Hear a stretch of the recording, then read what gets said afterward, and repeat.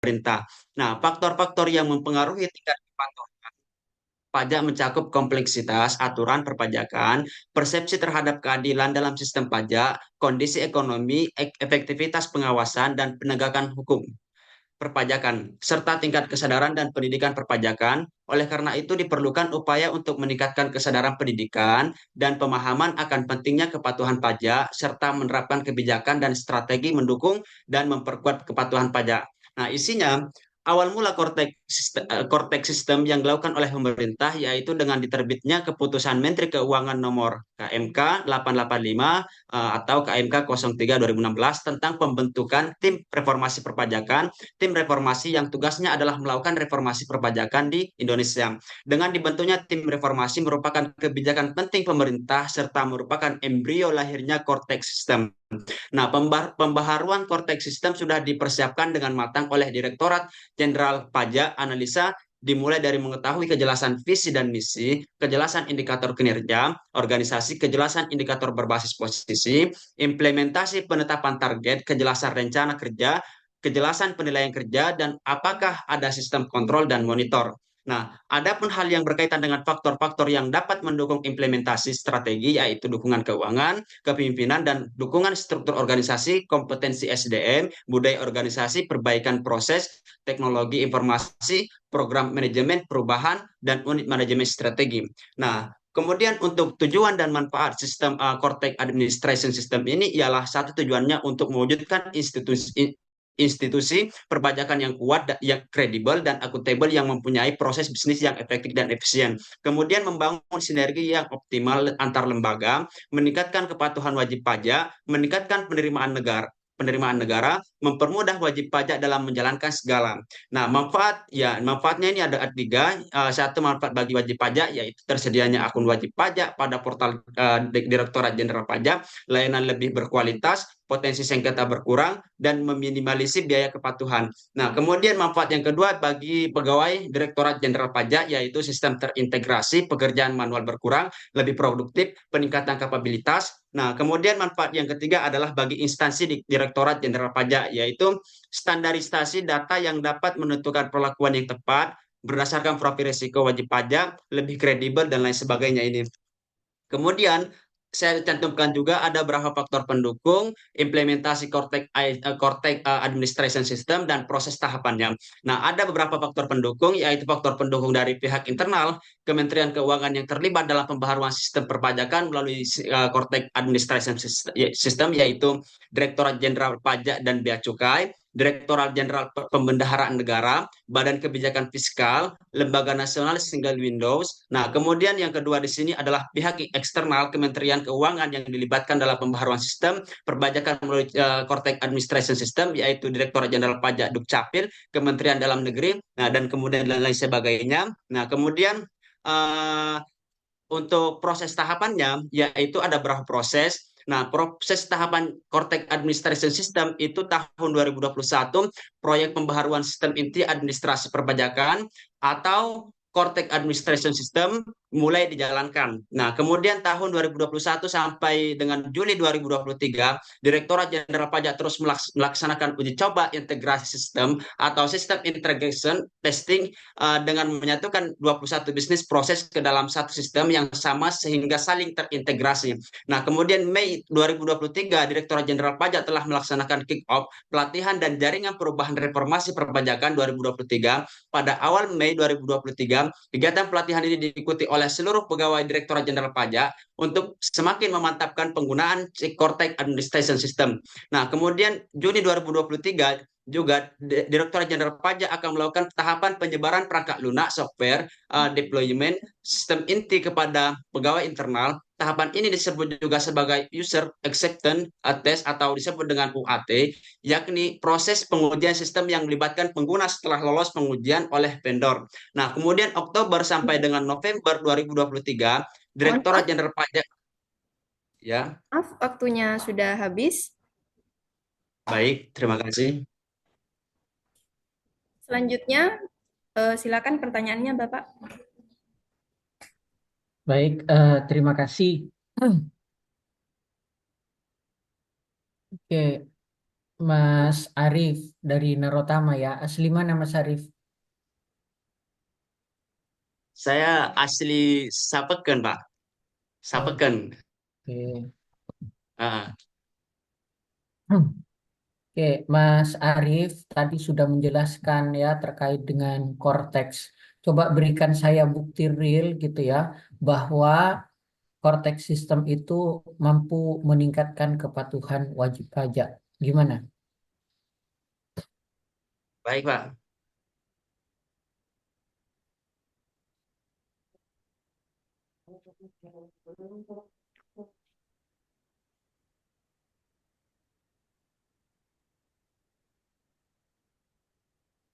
Sebentar, sebentar ya, Pak.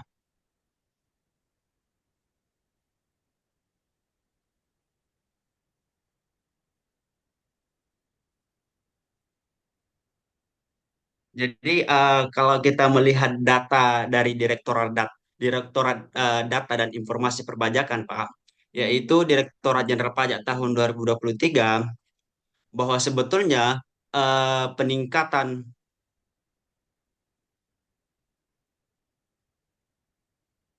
Nah, ini peningkatan tahun rasio kepatuhan perpajakan. Nah, itu dari tahun 2015. Jadi sebelumnya Pak, saya mohon maaf juga, ini saya tidak terlalu mencantumkan di apa namanya itu di esai saya ataupun di peta saya terkait dengan tingkat kepatuhannya. Ini kan hanya sebatas analisis terkait dengan sistem Cortex Administration System itu. Nah, tetapi kita bisa menggambarkan bahwa sebetulnya rasio kepatuhan tingkat pajak itu dari tahun 2015 sampai 2022, tahun 2015 itu sampai dengan tahun 2019 itu ada kenaikan.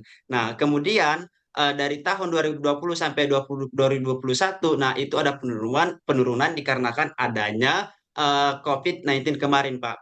Nah, jadi itu ada penurunan dan kemudian tahun 2022 lagi itu ada kenaikan kalau nggak salah sebanyak 83% yang saya baca kemarin itu, Pak. Iya, paham ya. Enggak, maksudnya saya itu bagaimana pemikiran kamu gitu ya, bahwa dengan adanya Cortex itu mampu meningkatkan kepatuhan wajib pajak.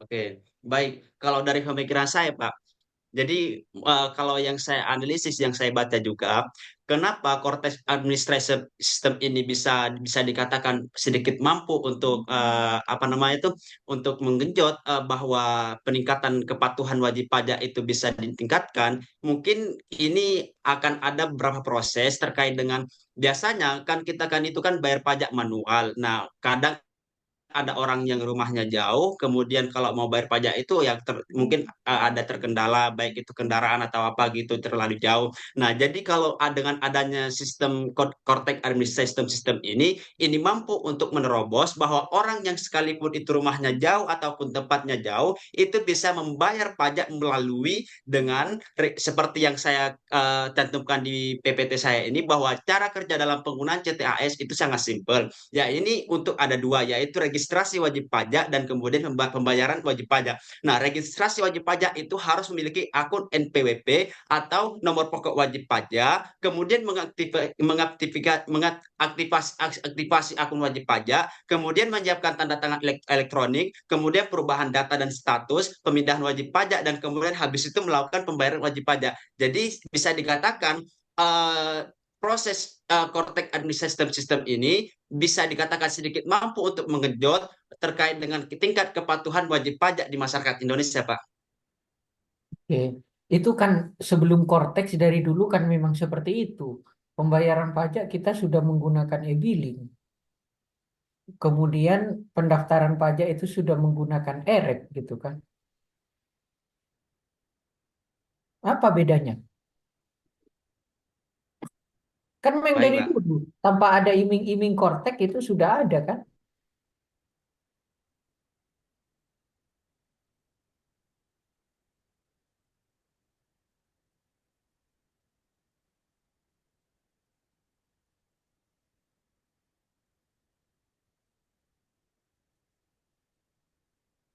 Oke, sudah waktunya ya Mbak Wasila.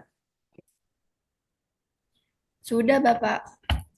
Oke, Mas, korteks itu memang benar seperti itu ya kamu sampaikan. Itu dulu sudah ada erek dulu itu tanpa adanya korteks.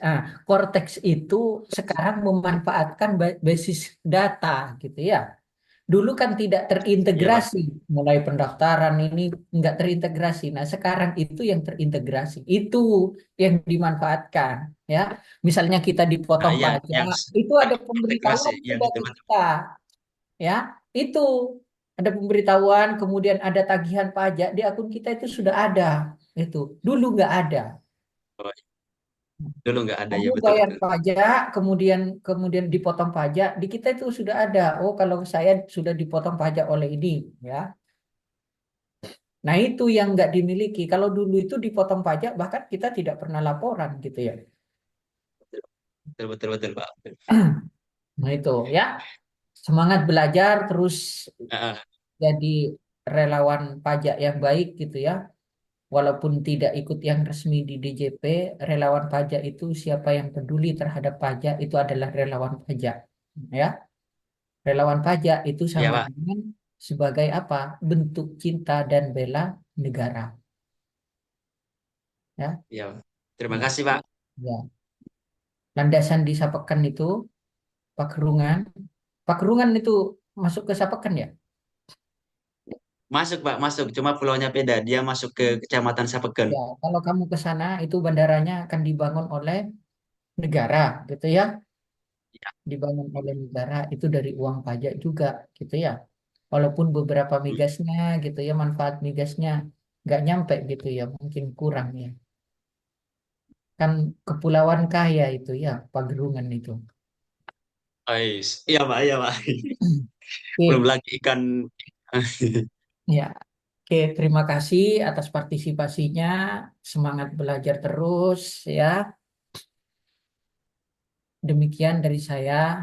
Saya cukupkan. Assalamualaikum warahmatullahi wabarakatuh. Oke, Baik. bisa di. Waalaikumsalam. Terima kasih ya, Pak. Mohon maaf.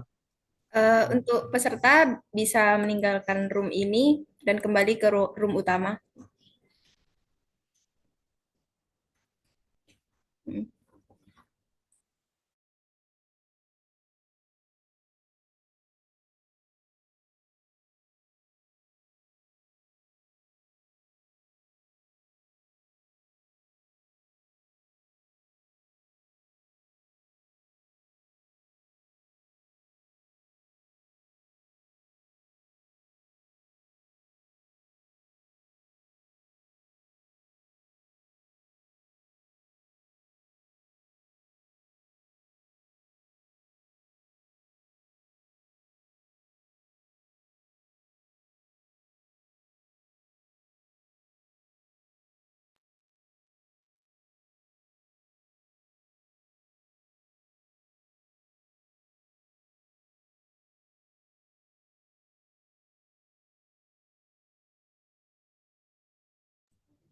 Baik, untuk peserta tiga yaitu Abdul Haris dari Stiba yang akan mempresentasikan karyanya. Waktu presentasi adalah 5 menit.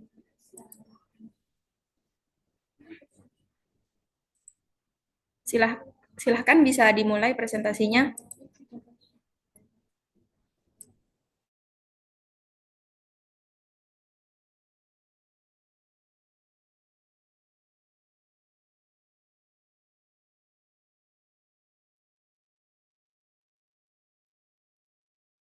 Assalamualaikum warahmatullahi taala wabarakatuh. Terima kasih atas kesempatannya. Izinkan saya sebagai salah satu peserta untuk memperkenalkan diri. Nama saya Abdul Haris. Sebelumnya suara saya kedengaran, Mbak. Bisa, Mas. Aman, Mas. Nama saya Abdul Haris. Saya berasal dari Kampus Sekolah Tinggi Agama Islam Darul Ulum Banyuanyar.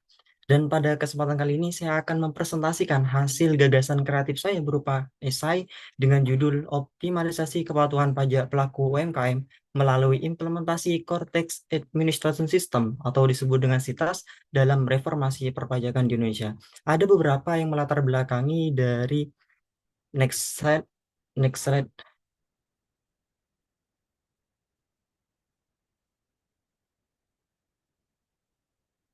Nah, ada beberapa hal yang melatar belakangi kenapa saya mengambil judul tersebut karena yang pertama adalah rendahnya kesadaran wajib pajak, di mana memang kenapa harus ada optimalisasi kepatuhan pajak pada pelaku UMKM, karena memang kurangnya rendahnya kesadaran wajib pajak itu sendiri. Karena hal ini menjadi faktor utama, kunci utama dapat terrealisasikannya sistem perpajakan suatu negara, khususnya negara Indonesia, agar bisa berjalan sesuai dengan apa yang diharapkan. Karena kesadaran wajib pajak itulah sendiri yang menjadi faktor utama yang bisa mempengaruhi terhadap sistem perpajakan. Yang kedua, yaitu kurangnya pengetahuan wajib pajak, di mana memang ketidakoptimalan kepatuhan pajak itu karena memang salah satunya yang melatar belakangnya adalah kurangnya pengetahuan wajib pajak. Yang ketiga adalah keterbatasan sumber daya teknologi.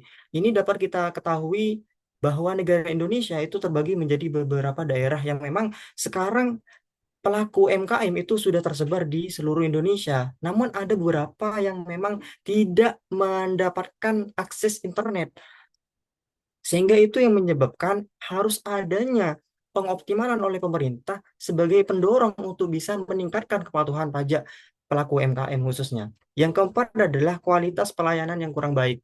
Kita ketahui bahwa pada era sebelumnya, untuk bisa melaporkan SPT sebagai NPWP yang memang wajib untuk membayarkan pajak, itu terkadang rumit dalam melaporkan, sehingga dapat menimbulkan mereka untuk tidak sadar dan juga tidak mengoptimalkan kepatuhan pajak sehingga adanya keterlambatan dalam pelaporan dan itu menyebabkan ketidakoptimalan di dalam pelaporan kewajiban perpajakan itu sendiri.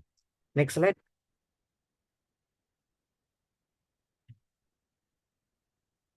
Sebagaimana yang kita ketahui bahwa melalui data statistik yang sudah ada ini bahwa tingkat kepatuhan wajib pajak pelaku UMKM dalam 5 tahun terakhir kita lihat bahwa itu mengalami peningkatan maupun penurunan pada setiap tahunnya karena beberapa faktor yang sudah saya katakan tadi yaitu rendahnya kesadaran wajib pajak, yang kedua adalah pengetahuan pajak itu sendiri, pengetahuan wajib pajak itu sendiri, yang ketiga adalah teknologi yang keterbatasan teknologi dari wajib pajak itu sendiri dalam melaporkannya. Dan yang terakhir adalah kualitas pelayanan yang harus di-upgrade oleh pemerintahan sehingga nantinya bisa mengoptimalkan kepatuhan wajib pajak itu sendiri.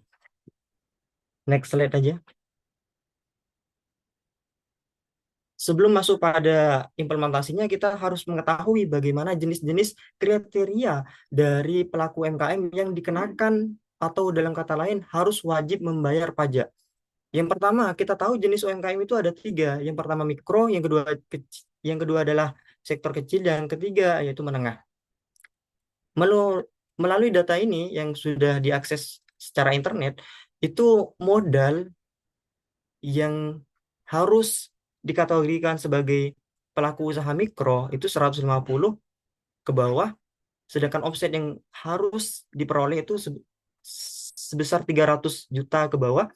Dan tarif pajak yang memang saya khususkan pada PPH sebagai contohnya saja itu 0,5% dan sebagainya. Ini data yang memang menjadikan wajib pajak atau pelaku UMKM itu sendiri untuk bisa dikategorikan sebagai wajib pajak seperti itu.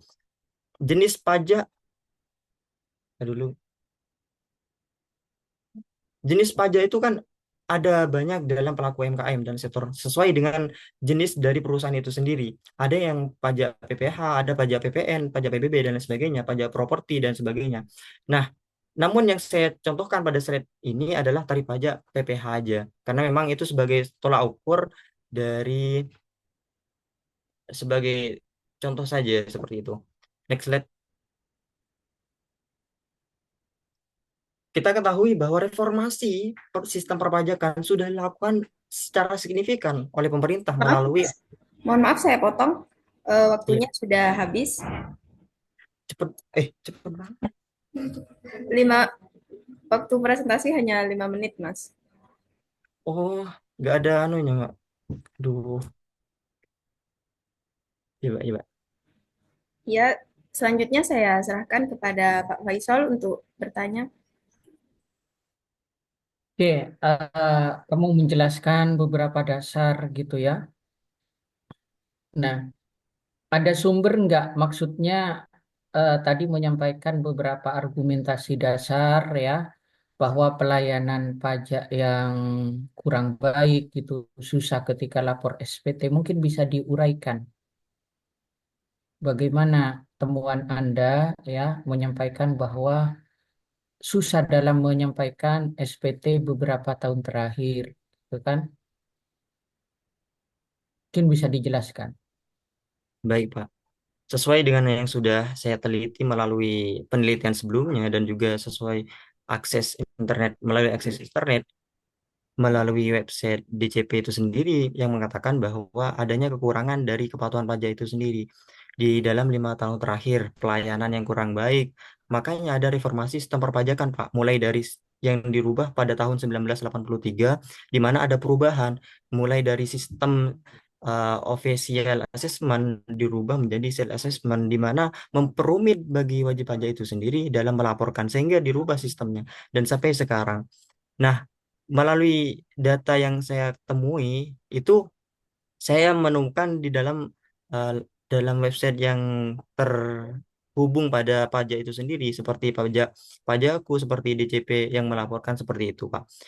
Kalau secara implementasi penerapannya, di mana letak kurang patuhnya dari UMKM itu sendiri, sebagai contoh, kalau saya mengambil pada implementasi pada dunia nyatanya, ya teman saya punya usaha sendiri, Pak, yang memang tidak tergolong karena memang eh, termasuk dari daerah yang blogspot atau tidak mendapatkan akses internet dan juga tidak didorong oleh pemerintah untuk bisa melaporkan sebagai NPWP seperti itu. Kalau mulai datanya, saya itu menemukan pada aksesnya, Pak, pada DJP yang mengatakan itu sendiri seperti itu. Hmm.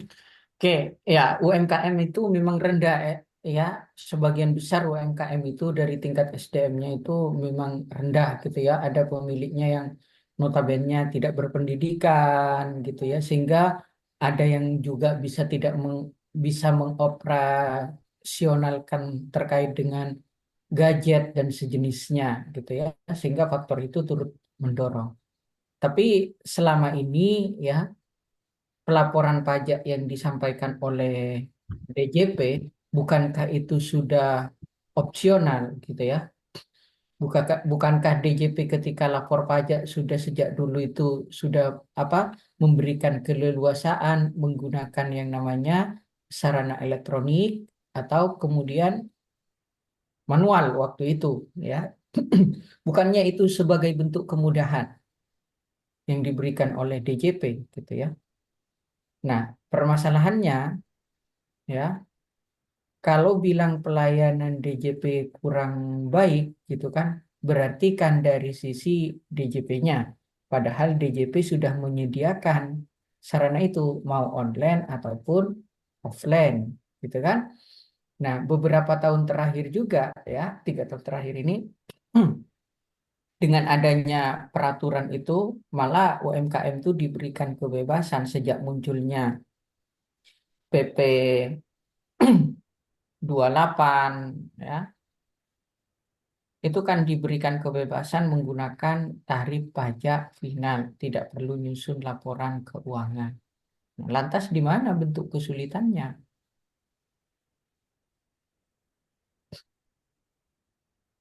Baik, Pak. Izin menjawab. Silahkan.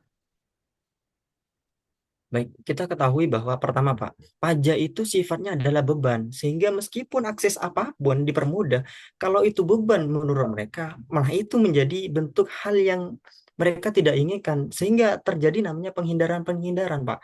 Maka dari itu, sebagus apapun sistem yang diterapkan oleh DJP, kalau tidak ada kesadaran itu sendiri, pertama, kesadaran dari wajib itu sendiri untuk melaporkan, itu yang menyebabkan adanya ketidakoptimalan. Yang kedua, memang sudah dilakukan beberapa sistem yang mempermudah bagi wajib pajak oleh DJP untuk bisa melaporkan. Namun kan kita ketahui bahwa daerah-daerah tertentu itu tidak semuanya bisa mengakses sistem yang dilakukan oleh DJP, apalagi yang sistemnya digitalisasi, di mana ada daerah-daerah yang memang masih tidak mendapatkan akses internet secara optimal, sehingga di situ adanya keterlambatan dan juga adanya hal yang tidak optimal. Bahkan yang sekarang itu adanya kerumitan pada akhir tahun terakhir belakangan ini ada namanya pelaporan yang tidak secara digital, secara manual kan. Di situ sedikit merumitkan pada mereka, harus mencatat dan sebagainya, bahkan melaporkan pada daerah-daerah setempat. Nah, itu sedikit memberikan kepada mereka bahwa saya dibebankan, tapi saya harus melaporkan sendiri dan sebagainya. Itu menjadi hal problematika bagi mereka, bagaimana cara mereka untuk bisa menghindari. Maka hal yang pertama yang harus kita ketahui adalah bagaimana caranya untuk menyadarkan bahwa pajak itu fungsinya untuk Indonesia ke depannya, sehingga mereka memberikan dorongan bahwa oh, pajak itu pentinglah bagi kita karena kita sebagai salah satu pelaku pemerintahan, pelaku Indonesia untuk bisa menjadikan negara Indonesia yang perekonomiannya bertumbuh dan inklusif ke depannya, seperti itu. Karena memang sifat pajak itu sendiri memberatkan, Pak. Oke, ya tergantung sudut pandangnya ya. Kalau pajak itu sebagai beban atau sebagai kewajiban atau sebagai kebutuhan. Nah, Kalau kita berbicara, Pak, beban pajak itu pasti dikategorikan sebagai beban. Bahkan tidak ada orang yang ingin membayar pajak itu sendiri, Pak. Tidak ada. Makanya dari regulasi yang ada, dari pengertian pajak itu sendiri mewajibkan. Tidak ada kata itu membebaskan. Sehingga setiap apapun akses atau pelaku, setiap sektor itu wajib melaporkan. Tanpa adanya kebebasan untuk saya tidak harus melaporkan, tidak boleh. Karena itu suatu kewajiban, Pak. Namun dalam persepsinya, pajak itu dikategorikan sebagai beban mereka. Mereka sudah mengeluarkan biaya-biaya hidup, tapi masih ditambah oleh pajak. Itu pasti menghindari, Pak. Makanya ketidakoptimalan pajak pelaku setiap sektor, utamanya UMKM, itu karena mereka mengategorikan seperti itu. Itu kebanyakan dari penelitian yang sudah saya temukan dari penelitian sebelumnya, Pak. Seperti itu. oke, bagaimana Cortex itu membantu kepatuhan wajib pajak dengan argumentasi kamu seperti itu?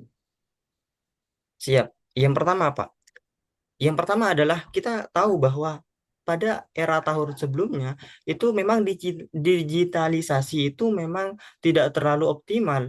Sekarang sudah ada Sitas, di mana Sitas itu memberikan kemudahan dari pelaporan. Kita bisa mengakses sendiri dari aplikasi yang ada yang disebut dengan Sitas itu sendiri, melaporkan SPT-nya, ada portalnya, ada sistem bagaimana Sitas memberikan suatu hal yang dalam portalnya itu kita kalau tidak mampu melaporkan bisa apa aja kita bisa melaporkan konsultasi secara langsung tidak harus melalui sektor pajak pada daerah tertentu sehingga menyulitkan bagi mereka untuk mendatanginya. Kalau sekarang Sitas itu sudah mempermudah, di aplikasi sudah tertera semua, mulai dari caranya untuk melaporkan, mulai dari caranya untuk pengaduan sesuatu hal yang tidak disukai oleh wajib pajak itu sendiri, dan juga Sitas sekarang sudah terpadu, Pak. Semua sistem itu sudah terkumpul dalam itu sendiri sehingga mereka bisa membaca, oh, siapa saja yang bisa melaporkan, terus Oke, bagaimana. ya oke katanya kamu tadi apa masyarakat-masyarakat di pelosok itu susah akses akses internet, teknologi.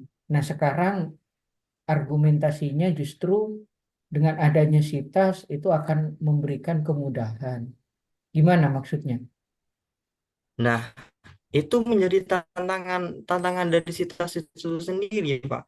Tantangan pemerintah bagaimana upaya pemerintah itu bisa memperatakan Sitas itu kepada seluruh daerah yang keterbatasan akses internet. Sistemnya ya bagaimana upaya pemerintah? Apakah pemerintah memberikan Waktunya bantuan? cukup ya mungkin Mbak Wasila. Iya, Bapak, sudah cukup. Oke, waktunya lebih, Mas. Oke, Terima ya kasih, Pak. terima kasih argumentasi baiknya gitu ya. Terus Terima kasih, Pak. mendukung ya sebagai warga negara yang baik gitu ya.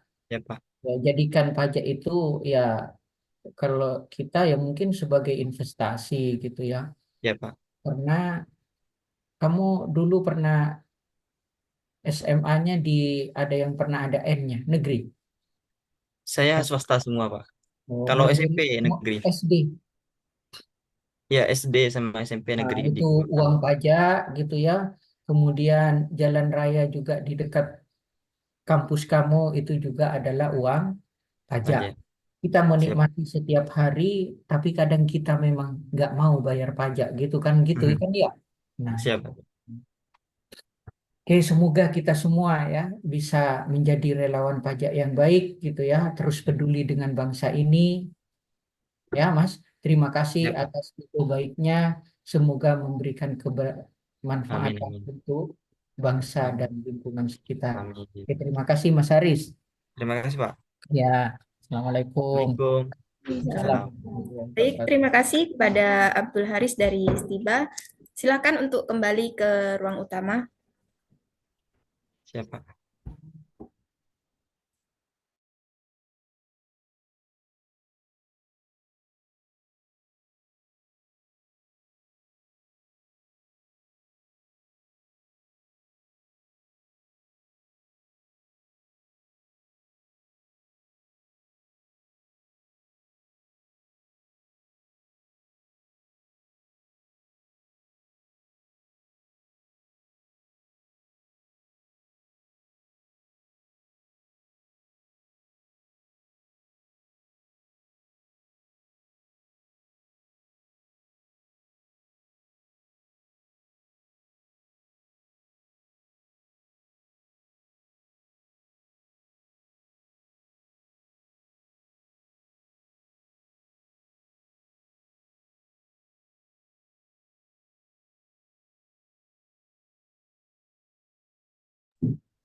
Baik, untuk peserta selanjutnya atas nama Jamilatul Qamaria dari Universitas Wiraraja.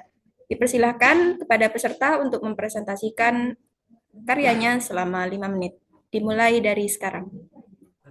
Baik, Assalamualaikum warahmatullahi wabarakatuh. Sebelumnya, perkenalkan nama saya Jamilatul Qamaria dari Universitas Wiraraja. Terima kasih juga kepada Dewan Juri pada lomba esai yang diadakan oleh Himpunan Mahasiswa Jurusan Akuntansi dengan berkolaborasi dengan Tak Center Universitas Wiraraja. Jadi untuk selanjutnya yakni tentang reformasi perpajakan dengan korteks administrasi sistem dalam mewujudkan efisiensi dan transparansi yang lebih baik. Next. Pajak merupakan salah satu sumber utama pendapatan negara yang memiliki peran vital dalam pembangunan ekonomi dan sosial. Nah, seiring dengan perkembangan teknologi informasi, banyak negara mulai mengadopsi sistem administrasi pajak berbasis teknologi yang dikenal sebagai Korteks Administrasi Sistem atau CTAS. Melalui implementasi CTAS ini diharapkan dapat tercipta efisiensi yang operasional yang lebih tinggi sehingga dapat mengurangi biaya administrasi, meningkatkan akurasi data, dan serta meminimalisir potensi kesalahan manusia. Nah, dalam reformasi pajak ini dengan mengadopsi CTAS menjadi langkah strategis yang diambil oleh pemerintah untuk menjawab tantangan efisiensi dan transparansi dalam sistem perpajakan. Nah, implementasi CTAS ini diharap dapat meningkatkan kepercayaan masyarakat. Dalam konteks Indonesia, implementasi CTAS menjadi bagian dari upaya pemerintah untuk melakukan reformasi perpajakan yang komprehensif. Nah, dengan memanfaatkan teknologi modern, pemerintah berusaha untuk menciptakan sistem perpajakan yang lebih efektif, efisien, dan juga transparan. Nah, di dalam reformasi ini tidak hanya bertujuan untuk meningkatkan penerimaan negara, tetapi juga untuk mewujudkan keadilan pajak dan juga mendukung pertumbuhan ekonomi yang berkelanjutan. Hal ini termasuk dalam pemrosesan surat pemberitahuan, dokumen perpajakan, dan juga pembayaran pajak, dukungan pemeriksaan dan juga penagihan, pendaftaran wajib pajak, hingga pencatatan akuntansi wajib pajak. Nah, dengan sistem ini, wajib pajak mendapatkan layanan yang lebih berkualitas, potensi sengketa pajak menjadi berkurang, serta biaya kepatuhan menjadi rendah. Nah, untuk selanjutnya ada hasil dan analisis.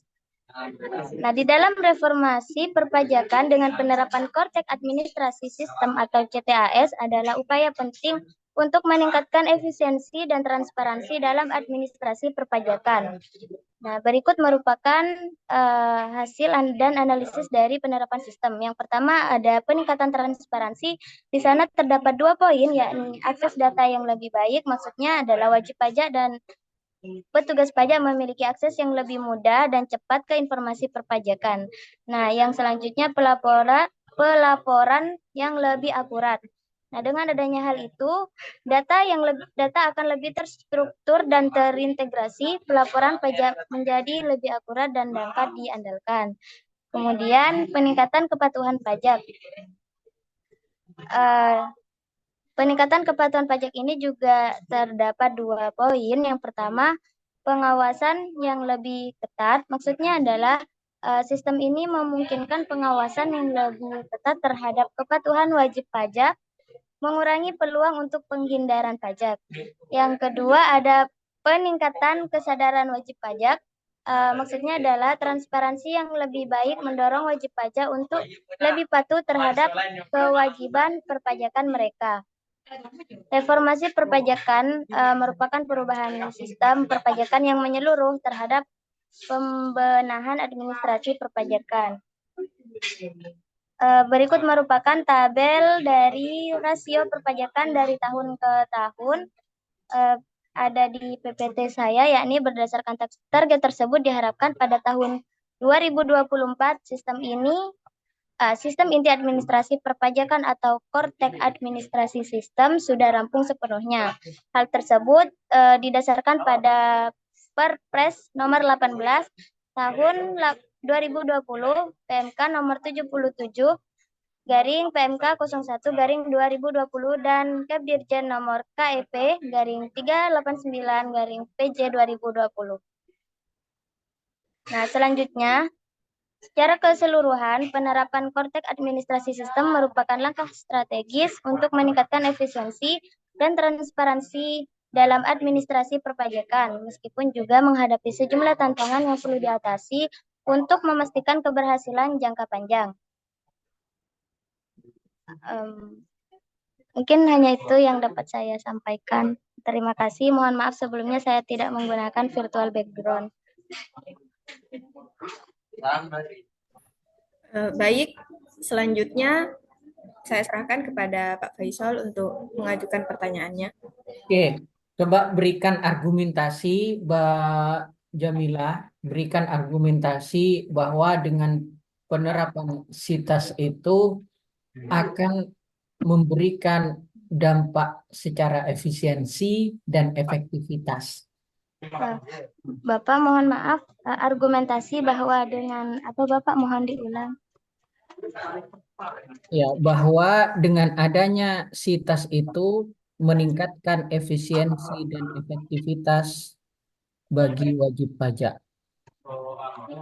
Maksudnya SITAS itu dalam artian dari korteksnya ya Bapak? Itu korteks gitu ya. Iya.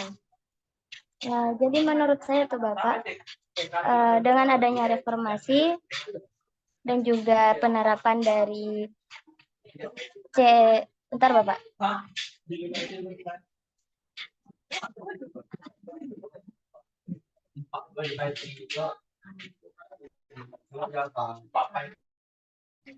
Dengan adanya hal tersebut, kita juga dapat menawarkan transparansi yang lebih baik Bapak, sehingga dengan adanya transparansi tersebut yang dengan efisiensinya juga transparansinya juga itu efektif bagi penerimaan pajak, hal itu juga dapat meningkatkan kepatuhan wajib pajak Bapak. Seperti itu. Nah, termasuk wajib pajak dan dari pemerintah. Hal ini juga tidak hanya mempermudah wajib pajak dalam memenuhi kewajiban perpajakan mereka, Bapak, namun juga memungkinkan pemerintah untuk melakukan pengawasan dan audit dengan lebih efektif dan efisien. Nah, dengan efektif dan efisien tersebut juga akan mempermudah bagi petugas perpajakannya dalam melakukan mengaudit ataupun dalam peningkatan kepatuhan pajak. Ya, apa bentuk efisiensinya di mana? Di dalam itunya Bapak, ketransparansinya Bapak.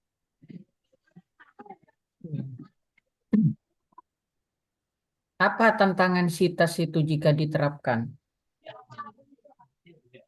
Tantangannya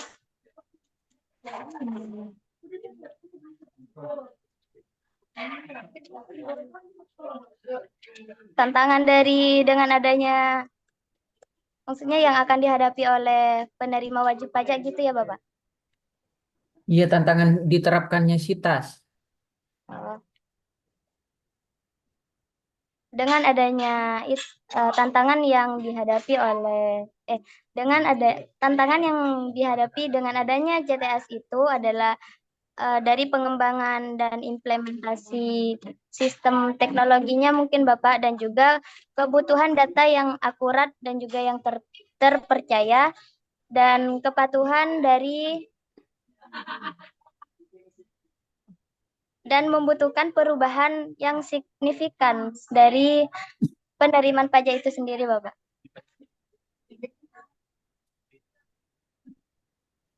Oke, cukup mungkin Wasilah ya. Cukup Mbak Jamila. Ya, baik Bapak. Terima kasih sebelumnya dan juga mohon maaf apabila jawaban saya kurang benar, dan juga semoga ini dapat membantu dari hasil yang telah saya laksanakan. Terima kasih Bapak Faisal selaku juri pada lomba tag esai yang dilaksanakan oleh HMJA dan juga Tag Center. Sekian dari saya. Wassalamualaikum warahmatullahi wabarakatuh. Waalaikumsalam warahmatullahi wabarakatuh. Terima kasih kepada Jamilatul Komaria dari Universitas Wiraraja. Saya persilahkan untuk kembali ke room utama.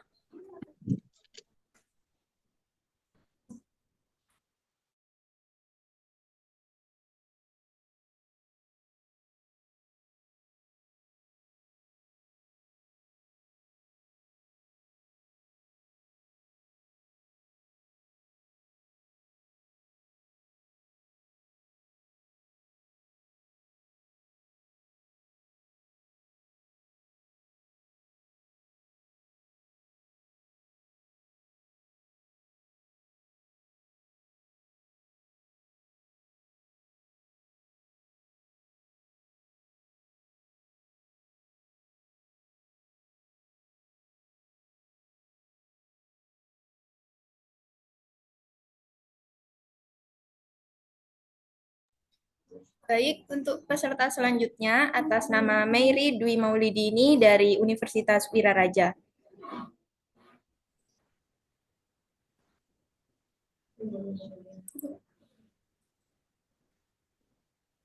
Saya persilahkan untuk memaparkan karyanya. Waktunya adalah 5 menit, dimulai dari sekarang. Baik, Assalamualaikum warahmatullahi wabarakatuh. Selamat pagi dan terima kasih kepada Dewan Juri serta panitia Tax Essay Competition yang diadakan oleh Universitas Wiraraja. Pada kesempatan kali ini saya akan mempresentasikan esai saya yang berjudul Efektivitas NPWP dalam mengatasi wajib pajak bagi masyarakat.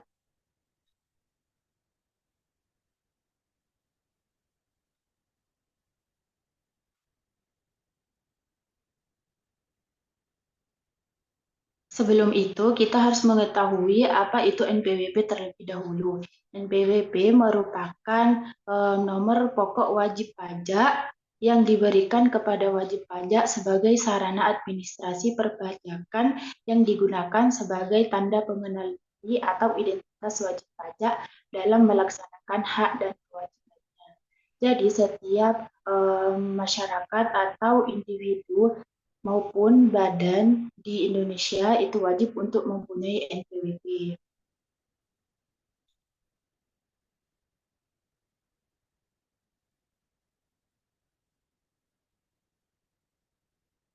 Selanjutnya yaitu program NPWP. Dalam Undang-Undang Nomor 16 Tahun 2009 tentang Ketentuan Umum dan Tata Cara Perpajakan atau yang biasa kita sebut dengan UU KUP pada pasal 1 angka 6.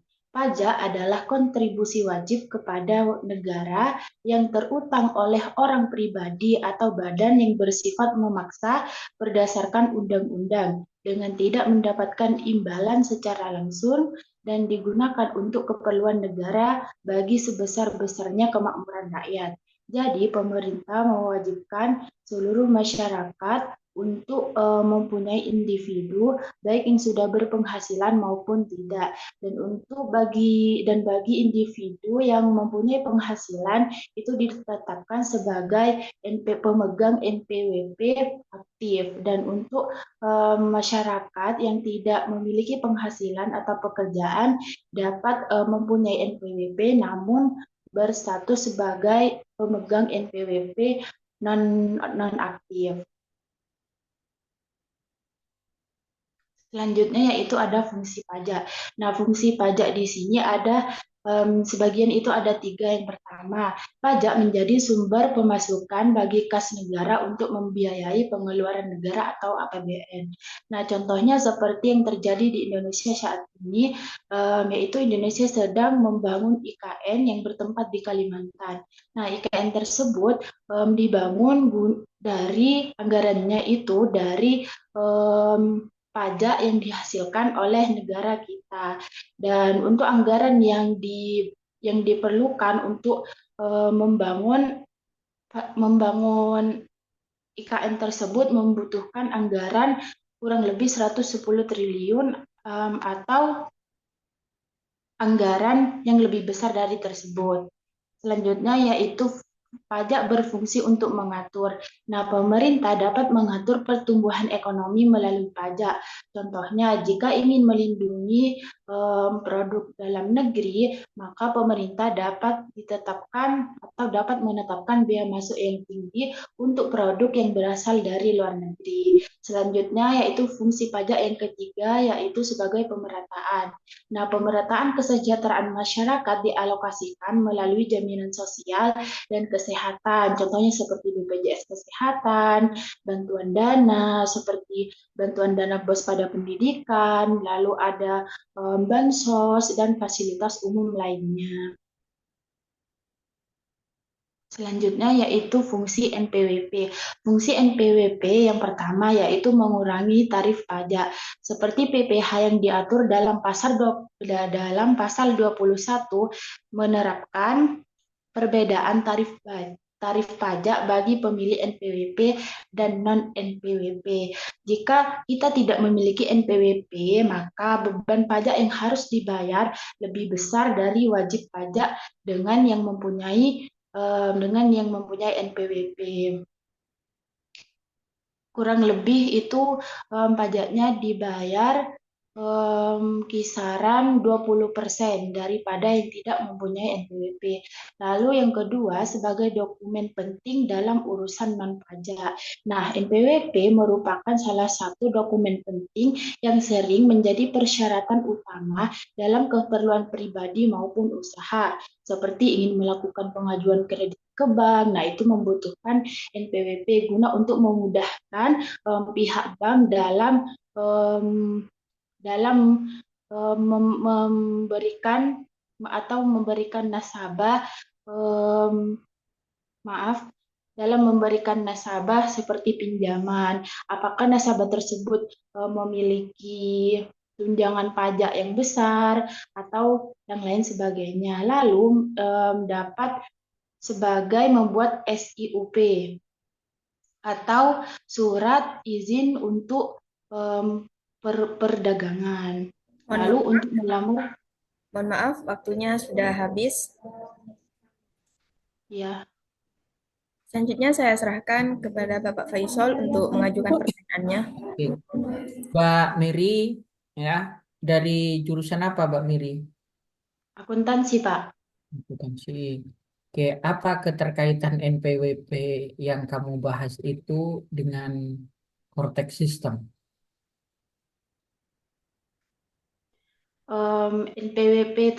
Menurut saya NPWP tersebut merupakan sistem yang diadakan oleh pemerintah khususnya Indonesia guna untuk mengetahui atau membantu masyarakat dalam mengatasi patuh wajib pajak di Indonesia, sehingga dengan adanya NPWP tersebut masyarakat dapat dengan mudah untuk membayar pajak yang telah ditetapkan pemerintah, dan hal tersebut dapat memberikan dampak yang positif juga terhadap anggaran atau APBN di Indonesia.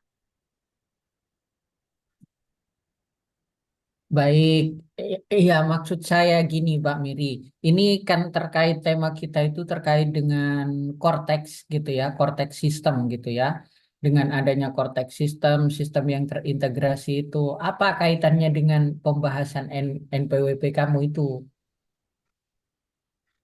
Mohon maaf Pak, bisa diulang pertanyaannya soalnya tadi jaringannya. Ya, apa peran dari NPWP dalam mewujudkan korteks sistem? Ya, dalam korteks sistem apa peran NPWP? Perannya NPWP dapat membuat masyarakat itu, Pak, bisa patuh terhadap pajak. Patuh terhadap, Pajak. memang ada aturan apa? Kan memang dari dulu dah buat NPWP itu secara online. Langsung beberapa menit buat itu langsung jadi kan? Iya, Pak. Mm-mm. Terus apa bedanya?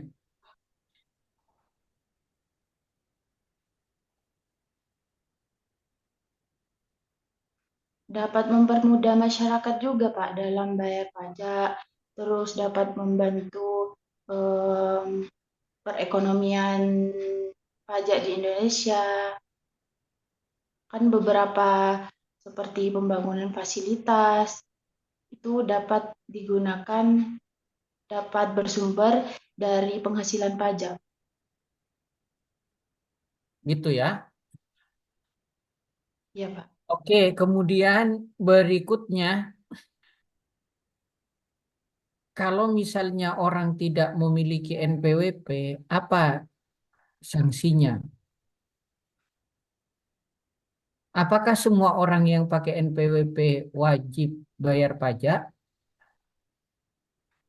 Untuk orang yang mempunyai NPWP itu ditetapkan menjadi yang pertama ditetapkan menjadi NPWP aktif, di mana NPWP aktif pemegang NPWP aktif tersebut wajib untuk membayar pajak setiap tahunan dan melaporkan SPT tahunan terhadap pihak yang berwajib, Direktorat Jenderal Pajak. Lalu untuk pemegang NPWP yang kedua itu dapat ditetapkan sebagai NPWP nonaktif, pemegang NPWP nonaktif. Jadi pemegang NPWP nonaktif tersebut tidak wajib untuk memberikan SPT tahunan atau laporan tahunan terhadap pemerintah, Pak. Oke, non-aktif apa non-efektif? Mohon maaf, Pak, non efektif maksud saya. Oke, ya. Ya, oke. Dari saya sudah ya harus terus ya melakukan pemikiran-pemikiran di bidang perpajakan gitu ya. Cuman di tema korteks kali ini gitu ya, apa sebenarnya yang kita harapkan itu kamu menjelaskan bagaimana peran dari eh, NPWP itu mampu mendukung program korteks yang diinikan oleh DJP gitu ya. Bagaimana integrasi NPWP dengan yang lainnya? Tuh. Ya, mungkin itu Mbak Wasila. Terus semangat belajar ya, semangat Ya, Pak. belajar dan terus ikut berkompetisi gitu ya. Tiada hari tanpa prestasi dan tiada prestasi yang didapat dari kompetisi ya. Ya, Pak. Baik, Pak. Ya, oke. Baik, terima kasih Bapak. Terima kasih juga kepada peserta atas presentasinya. Saya persilahkan untuk kembali ke room utama.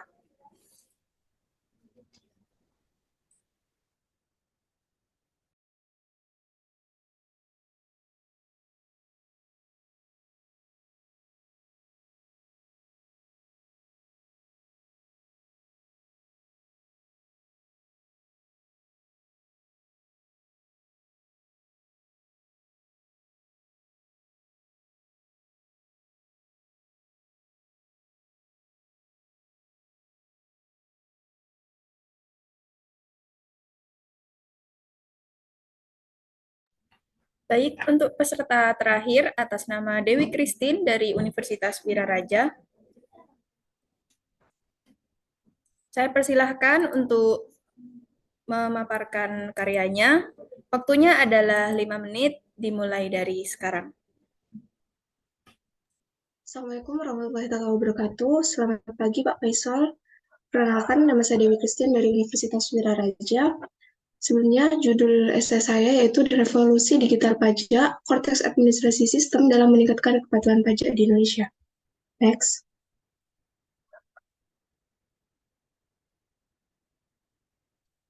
Latar belakang, pajak merupakan sumber terbesar pendapatan negara.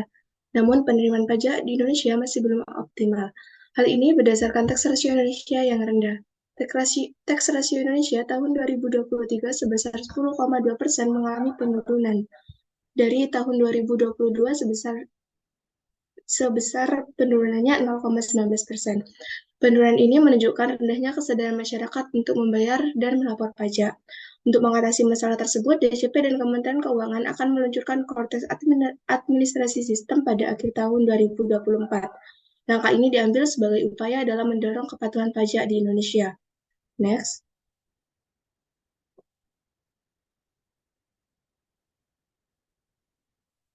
Kepatuhan pajak adalah suatu perilaku wajib pajak atau orang pribadi atau badan untuk memenuhi semua kewajiban perpajakan dan melaksanakan hak perpajakannya. Faktor-faktor yang mempengaruhi kepatuhan pajak antara lain, yang pertama persepsi terhadap sistem perpajakan, yang kedua tingkat kepercayaan kepada pemerintah, dan ketiga kemudahan dalam melaksanakan kewajiban pajak. Dari faktor-faktor tersebut, menunjukkan bahwa sistem administrasi perpajakan yang efisien dan transparan dapat meningkatkan kepatuhan pajak. Next. Korteks Administrasi Sistem adalah sistem inti administrasi perpajakan yang sedang dikembangkan oleh DJP dengan tujuan pengembangan CTAS untuk memodernisasi sistem perpajakan yang ada saat ini. CTAS mengintegrasikan seluruh proses bisnis inti administrasi perpajakan, mulai dari pendaftaran wajib pajak, pelaporan SPT, pembayaran pajak, hingga pemeriksaan dan penagihan pajak. Manfaat CTAS ini yaitu yang pertama layanan lebih berkualitas, yang kedua transparan dan akuntabel, yang ketiga memudahkan deteksi wajib pajak. Ini juga membantu DJP untuk memberikan denda dan sosialisasi kepada wajib pajak yang lalai. Next. Beberapa penelitian telah dilakukan untuk mengetahui keefektifan penerapan Korteks di Indonesia. Yang pertama, penelitian Wildani 2023 menunjukkan bahwa update sistem administrasi perpajakan memiliki pengaruh yang signifikan terhadap tingkat kepatuhan wajib pajak. Yang kedua, Jocelyn dan kawan-kawan pada 2024 menghasilkan harapan bahwa terdapat perkembangan dalam reformasi pajak 2024, di mana esensi perpajakan jelas, transparan, dan akuntabel. Peneliti juga mencari dan merangkum beberapa negara yang telah berhasil menerapkan reformasi pajak. Hasilnya menunjukkan korelasi antara reformasi pajak dan peningkatan kepatuhan pajak yang menyebabkan meningkatnya tax ratio. Yang terakhir, penelitian Juwita dan Qadri 2024 menjelaskan bahwa ada 6 faktor penting untuk mendukung efektivitas implementasi Korteks Administrasi Sistem, yaitu yang pertama konsistensi dan keberlanjutan, yang kedua pengendalian program, yang ketiga motivasi karyawan, yang keempat pengembangan sumber daya manusia, dan yang kelima kualitas informasi. Next. Nah, dalam penerapannya tak lepas dari kendala. Salah satu kendala utamanya adalah keterbatasan infrastruktur teknologi dan kemampuan pemahaman teknologi di antara wajib pajak, terutama di kalangan usaha kecil dan menengah serta individu yang kurang terpapar teknologi, sehingga dapat menghambat akses wajib pajak ke layanan online pajak. Next. Kesimpulannya, Korteks Administrasi Sistem merupakan solusi dalam meningkatkan efisiensi dan transparansi administrasi pajak, sehingga meningkatkan kepatuhan wajib pajak. Namun, untuk mencapai hasil yang lebih optimal, pemerintah perlu terus meningkatkan infrastruktur teknologi, konsistensi dan keberlanjutan, pengendalian program, serta melakukan edukasi berkelanjutan kepada wajib pajak tentang CTAS. Dengan demikian, Korteks Administrasi Sistem di Indonesia berkontribusi besar dalam meningkatkan pendapatan negara melalui pajak. Sekian presentasi dari saya, kurang lebihnya mohon maaf. Assalamualaikum warahmatullahi wabarakatuh. Waalaikumsalam warahmatullahi wabarakatuh. Selanjutnya saya serahkan kepada Dewan Juri untuk memberikan pertanyaan. Oke, tolong itu backgroundnya dihilangkan aja supaya mukanya kelihatan. Bentar, Pak.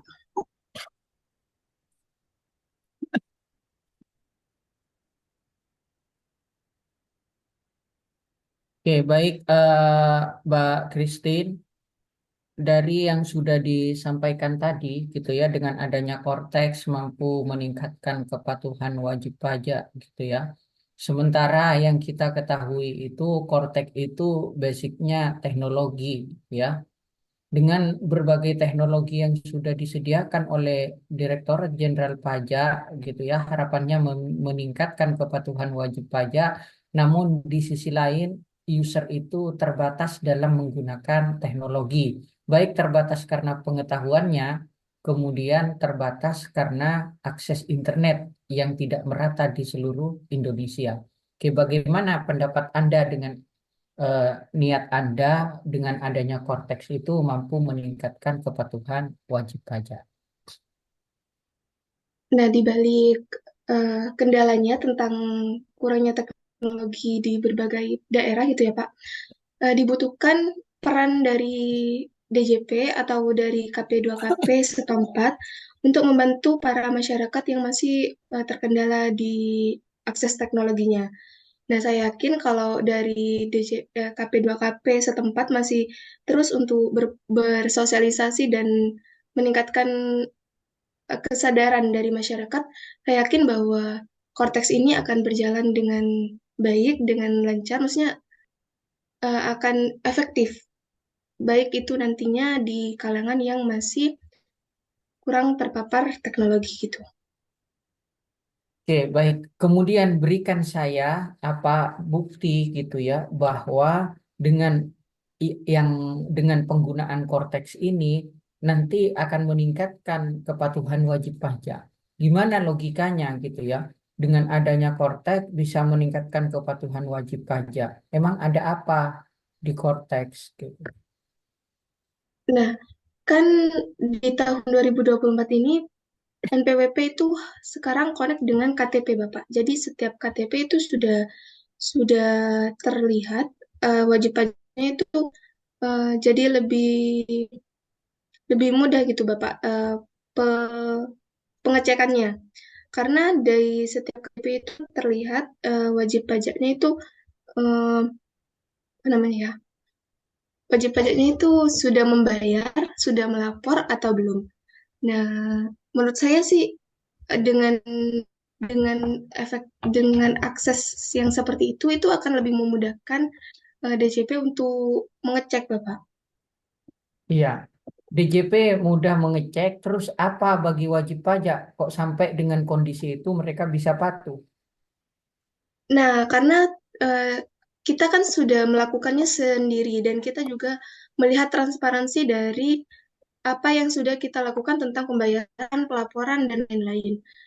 Nah, Ya, apa menurut bentuk saya transparansinya? Contohnya dengan adanya Cortex. bentuk transparansinya kan nanti tentang apa untuk pajaknya itu kemana dan pembayaran pajaknya itu berapa itu kan sudah secara transparan, Bapak. Memang sebelumnya tidak seperti itu. Kan ketika kita lapor pajak di SPT tahunan itu sudah ada memang. Iya, cuman kan mereka merasanya, kalau menurut saya merasanya karena kita cuman memakai SPT, merasanya itu tidak sampai pada pemerintah pusat. Karena itu kan kita melaporkannya ke KP2KP, tidak langsung ke pusat gitu Bapak. Sedangkan kalau pakai sistem itu bisa langsung dideteksi oleh pusat. Bukan, kan selama ini kita lapor by system. Di DJP online itu di akun e-filing gitu atau menggunakan e-form. Itu kan sudah terkonex gitu ya. Apa bedanya dengan Cortex?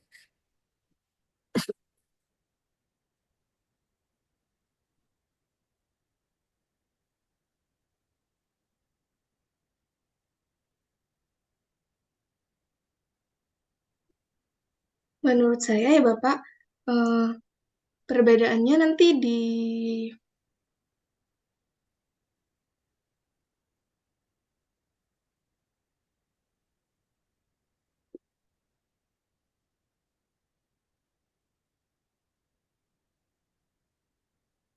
perbedaannya nanti lebih kompleks saja di Cortex itu lebih lebih memudahkan daripada memakai e-filing gitu Bapak. Karena deteksi untuk wajib pajak yang belum membayar itu lebih mudah. Gimana coba? Lebih mudah yang seperti apa? Coba berikan saya gambaran. Kan di setiap KTP itu Pak, nanti kan KTP setiap wajib pajak itu kan terdeteksi Bapak. Itu sudah melapor atau belum atau sudah sudah sudah membayar atau belum. Nah, deteksinya itu nanti memudahkan DJP jika salah satu wajib pajak itu tidak membayar atau tidak melapor. DJP itu bisa lebih mudah untuk memberikan denda atau sosialisasi kepada wajib pajak tersebut. Kalau di e-filing kan maksudnya tidak dicek satu-satu, Pak. Kalau untuk fungsinya menurut saya sih sama. Oke, oke, terima kasih ya. Ya, kita terkait dengan korteks itu harus mengetahui secara mendasar gitu ya. Korteks itu dibangun supaya terintegrasi antara mulai dari pelaporan, pemotongan, kemudian pembayaran gitu ya. Nah, dengan adanya integrasi itu diharapkan gitu ya, kalau kita punya tagihan pajak, kemudian sudah dipotong berapa, punya tagihan berapa, itu di sistem sudah muncul. Kemudian ada notifikasi gitu kalau kita punya tunggakan dan kapan harus dibayarkan gitu. Nah, yang sekarang itu kan belum ada dari kemarin, sehingga akun wajib pajak itu hanya dibuka 1 tahun sekali. Kalau dibuka, kalau enggak minta bantuan orang lain, gitu ya.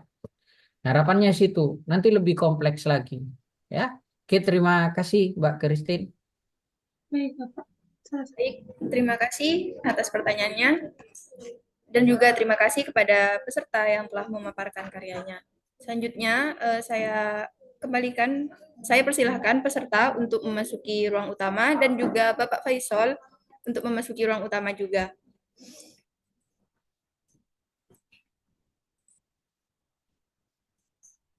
Iya, Pak.